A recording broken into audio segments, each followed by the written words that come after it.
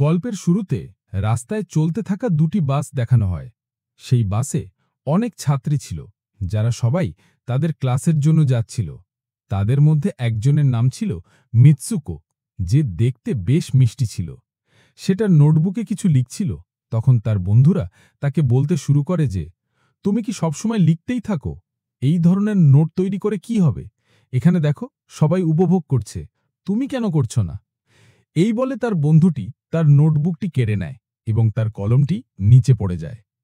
সে যখন তার কলমটি তোলার জন্য নিচু হয়, তখনই আমরা দেখতে পাই যে সেই সময় খুব দ্রুত কিছু একটা আসে এবং সেই মেয়েদের সাথে দুটি বাসকেই মাঝখান থেকে কেটে দেয়, যার ফলে সমস্ত মেয়েরা দুটুকরো হয়ে যায়। এই ঘটনার পর মিৎসুকো যেমনই সোজা হয়ে দাঁড়ায়, তখনই সে দেখে হতবাক হয়ে যায় যে এটা কি ঘটল। যেহেতু সে কলম নিতে নিচু হয়েছিল, তাই সে বেঁচে গিয়েছিল। এটি দেখে সে খুব ভয় পেয়ে যায় এবং বাস থেকে নেমে দৌড়াতে শুরু করে।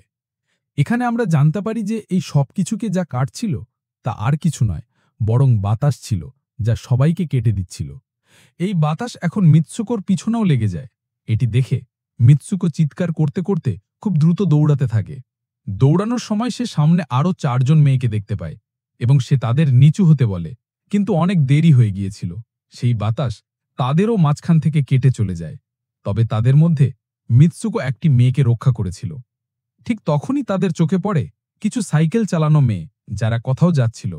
সে তাদেরও বাঁচানোর চেষ্টা করে, কিন্তু সেই বাতাস তাদের সাথেও একই কাজ করে, যা তার বন্ধুদের সাথে হয়েছিল। আর এরই মধ্যে সেই মেয়েটিও মারা যায়, যাকে সেই অদৃশ্য জিনিসটি থেকে বাঁচিয়েছিল। এখন সে এটি দেখে খুব ভয় পেয়ে যায় এবং এদিক ওদিক দৌড়াতে শুরু করে। নদীর ধারে এবং স্কুলের ঘটনা। সামনে আমরা দেখি যে মিৎসুকো যখন একটি নদীর কাছে যায়, তখন সে এটি দেখে অবাক হয়ে যায় যে সেই নদীতে আগে থেকেই অনেক মৃতদেহ পড়েছিল, যাদের বাতাস অর্থাৎ সেই অদৃশ্য জিনিসটি কেটে দিয়েছিল। সেখান থেকে সে একটি মৃতদেহের পোশাক নিয়ে পরিবর্তন করে নেয়। পরের দৃশ্যে আমরা দেখি যে মিৎসুকো হাঁটতে হাঁটতে একটি স্কুলে পৌঁছেছে, যেখানে আরও অনেক ছাত্রী ছিল। তাদের ইউনিফর্ম মিৎসুকোর ইউনিফর্মের থেকে বেশ আলাদা ছিল, অর্থাৎ সে তাদের স্কুলের ছাত্রী ছিল না। ঠিক তখনই একটি মেয়ে মিৎসুকোর কাছে আসে এবং তাকে জিজ্ঞেস করে যে, তুমি কেমন আছো? আসলে সেই মেয়েটি ছিল তার প্রিয় বন্ধু, বেস্ট ফ্রেন্ড। কিন্তু মিৎসুকো তাকে জিজ্ঞেস করে যে, তুমি কি সত্যিই আমার প্রিয় বন্ধু? কারণ সে কিছুই বুঝতে পারছিল না যে তার সাথে কি ঘটছে।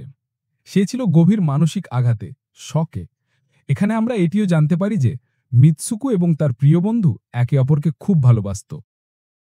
ঠিক তখনই সেখানে দ্রুত বাতাস বইতে শুরু করে এবং মিৎসুকো ভয় পেয়ে বিল্ডিংয়ের ভেতরে চলে যায়। তার প্রিয় বন্ধু কিছুই বুঝতে পারছিল না যে কি হচ্ছে। সে মিৎসুকোকে জিজ্ঞেস করতে শুরু করে, তুমি এত বেশি কাঁপছো কেন? আর এত বেশি ভীত কেন? তোমার কি হয়েছে? তখন মিৎসুকো তার প্রিয় বন্ধুকে সব কিছু বলে দেয়, যে কিভাবে এক ঝলক বাতাস এলো এবং তার স্কুলের সব ছাত্রীকে কেটে চলে গেল। এটি শুনে তার বন্ধু তাকে জানালার কাছে নিয়ে যায় এবং তার হাতটি বাইরে বের করে বলতে শুরু করে যে, এই দেখো, এটা শুধু বাতাস, আর কিছু না। এখানে মিৎসুকোর মনে কিছুটা শান্তি আসে এবং তার মনে হতে থাকে যে হয়তো এটা আমার স্বপ্নই হতে পারে।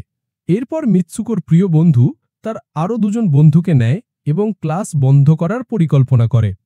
যেমনই তারা 4 জন ক্লাসের বাইরে যাওয়ার জন্য বের হতে যাচ্ছিল, তখনই সেখানে তাদের শিক্ষিকা চলে আসেন এবং তাদের দেখে ফেলেন। কিন্তু তারা 4 জন সেখান থেকে পালিয়ে যায়।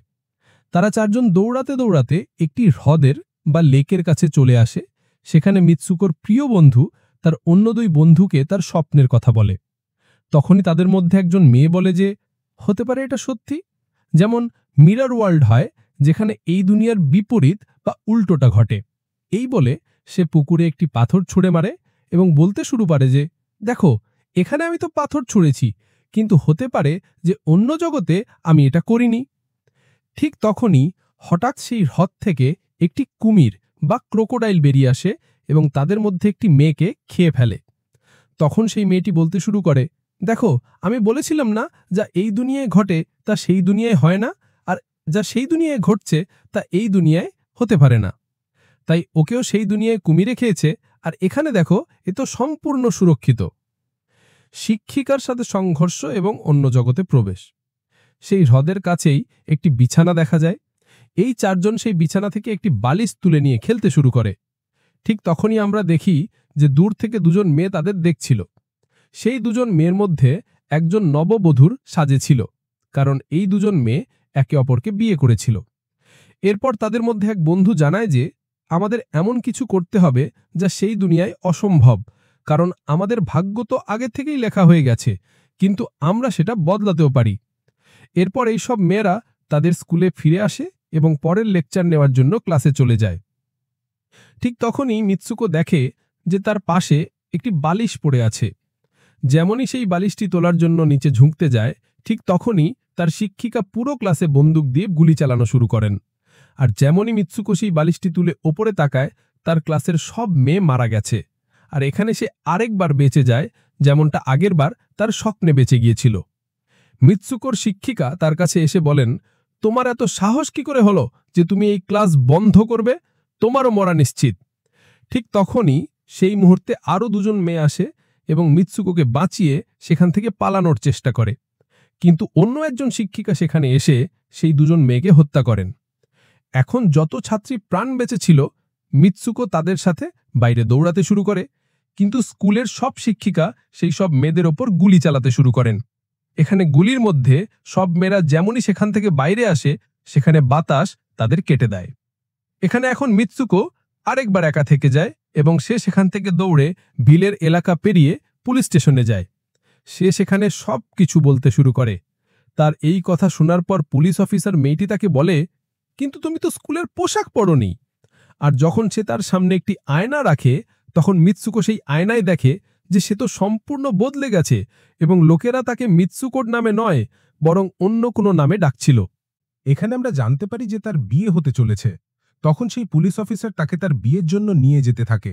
এটি দেখে আশেপাশের লোকেরা তাকে অভিনন্দন জানাচ্ছিল। বিয়ের অনুষ্ঠান এবং গেমের রহস্য। যেমনই তারা তাকে নিয়ে গির্জায় বা চার্চে পৌঁছায়, সেখানে মিৎসুকোর প্রিয় বন্ধুও উপস্থিত ছিল। মিৎসুকো তাকে জিজ্ঞেস করতে শুরু করে যে এইসব আমার সাথে কি হচ্ছে। তখন তার বন্ধু তাকে বলে, এখন চুপ থাকো, আমরা এখন কারোর নিয়ন্ত্রণে আছি, আমি যা বলি তুমি শুধু তাই করো। এবং এই বলে সে তার বিয়ের পোশাক পরিয়ে দেয় এবং তাকে সেখানে যেতে বলে। এখন যেমনই সে তার বিয়ের অনুষ্ঠানের জন্য এগিয়ে যায়, সেখানকার সব মেয়েরা তার উপহাস করতে শুরু করে। এটি দেখে তার প্রিয় বন্ধু এক এক করে সবাইকে মারতে শুরু করে। এরপর যেমনই মিৎসুকো এগিয়ে যায়, তার বরের জায়গায় একটি কফিন দাঁড়িয়ে থাকতে দেখা যায়। সেই কফিনটি খোলা হলে একটি বড় শূকর বা পিগ বাইরে বেরিয়ে আসে।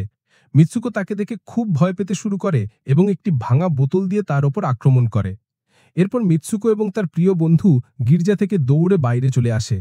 এখানে গেটেও দুজন মেয়ে তাদের থামানোর চেষ্টা করে, কিন্তু মিৎসুকোর প্রিয় বন্ধু তাদের মেরে সেখান থেকে পালিয়ে যায়। ওদিকে মিৎসুকো অন্যদিকে দৌড়াচ্ছিল, কারণ এখন তার মনে হতে শুরু করেছিল যে তার সাথে বেশি কিছু ভুল হচ্ছে। রেস এবং শেষ মুহূর্ত। সামনে গিয়ে সে আরেকটি আয়নায় নিজেকে দেখলে, তখন সে আরও একবার নিজেকে পরিবর্তিত দেখতে পায়। এখন যে জায়গায় মিৎসুকো ছিল, সেখানেই দৌড়ের প্রতিযোগিতা হচ্ছিল। ঠিক তখনই তার কাছে কিছু মেয়ে এসে তাকে বলতে শুরু করে যে তুমি তো খুব ভালো রেসার, দাঁড়িয়ে আছো কেন, দৌড়াচ্ছ না কেন? আর যখন সে দৌড়ানো শুরু করে, তখন সে নিজের মধ্যে খুব শক্তি অনুভব করতে থাকে। এরপর মিৎসুকো রেস জেতার পুরো চেষ্টা করতে থাকে। দৌড়ানোর সময় সে তার মৃত বন্ধুদেরও দেখতে পায়, যারা কিছু সময় আগে তার স্কুলে মারা গিয়েছিল। ঠিক তখনই সেই মুহূর্তে তার প্রিয় বন্ধুও চলে আসে। তখনই তারা দুজন লক্ষ্য করে যে সেই শূকর এবং সেই মহিলারা যারা তাদের গির্জায় আটকাচ্ছিল, তারা সবাই তাদের দিকেই এগিয়ে আসছে। দৌড়ানোর সময় কিছু মেয়ে মিৎসুকোকে বলতে শুরু করে, এই দুনিয়া থেকে বাইরে চলে যাও। এরপর আমরা দেখি যে মিৎসুকো দৌড়াতে দৌড়াতে একটি নির্জন অন্ধকার জায়গায় চলে আসে। সেখানেই কিছু ছাত্রী দেখা যায় যারা ইউনিফর্ম পরা ছিল। সেই সব মেয়েরা মিৎসুকোকে বলতে শুরু করে, আমরা সবাই মৃত এবং তোকেও মেরে ফেলব। কিন্তু তখনই মিৎসুকোর প্রিয় বন্ধু সেখানে এসে সেই মেয়েটিকে মেরে সেখান থেকে মিৎসুকোকে ভাগিয়ে নিয়ে যায়। মিৎসুকোর প্রিয় বন্ধু তাকে জোরে জোরে তার নাম ডাকতে বলে, যার ফলে মিৎসুকো জোরে জোরে তার নাম নিতে শুরু করে। এর সাথে মিৎসুকো তার আসল রূপে ফিরে আসে। তার প্রিয় বন্ধু তাকে তার হাত দেখিয়ে বলে, অনুগ্রহ করে আমার হাতে যে তার লাগানো আছে সেটা টেনে বের করে দাও, যাতে আমি এই দুনিয়া থেকে বাইরে যেতে পারি। কিন্তু মিৎসুকোর ভয়ও ছিল যে এই তার টানলে হয়তো তার প্রাণ চলে যাবে, এবং যেহেতু মিৎসুকো তার প্রিয় বন্ধুকে খুব ভালোবাসত, তাই সেটা করতে চাইছিল না। কিন্তু তাকে বেশি জোর করার পর সে তার তারগুলি টেনে বের করে দেয়। তার টানতেই তার প্রিয় বন্ধুর শরীর দুটুকরো হয়ে যায় এবং ঠিক তখনই সেই মুহূর্তে সে একটি ফটক ডেকে দেখতে পায়। সেই দরজা থেকে বাইরে আসার পর সে দেখে যে এখন সে পুরুষের দুনিয়ায় চলে এসেছে। সেখানেই তার পোস্টারও লাগানো ছিল, যে পোস্টারটি কিছু ছেলে দেখছিল। তখনই একটি ছেলে মিৎসুকোর কাছে এসে বলে, তুমি ভবিষ্যতে আছো। এই কথা শুনে সে জ্ঞান হারায়। কিছু সময় পরে যখন তার জ্ঞান ফেরে, তখন সে এগিয়ে যায় এবং দেখে যে একজন বৃদ্ধ লোক গেম খেলছে, এবং সেই গেমটিতে মিৎসুকো সেই চরিত্রটি হিসেবেই দেখা যায় যেটা সে এখন রয়েছে।